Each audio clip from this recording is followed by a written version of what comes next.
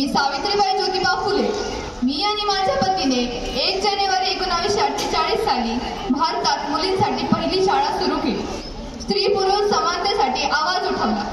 अहो, या सुजलाम सुफलाम भारत देशात स्त्रीला दुय्यम स्थान, तिला खालच्या दर्जाची वागणूक, बालविवाह, केशवपन, सतीप्रथा अशा अनेक रूढी परंपरेने भरडली जाणारी स्त्री शिकावी.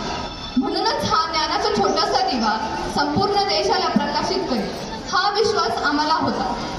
त्यासाठी आमच्या वाटेला दुःख, संघर्ष, यातना आणि मानसिक वेदना, शिवाय काही वेळा लोकांनी दगड फेकले, शेण फेकले, पण तरीही हा शिक्षणाचा दिवा तेवतच राहावा आणि प्रत्येक स्त्रीच्या जीवनात प्रकाशमान व्हावे हीच इच्छा. मुलगी शिकली, प्रगती झाली. मुलगी शिकली, प्रगती झाली.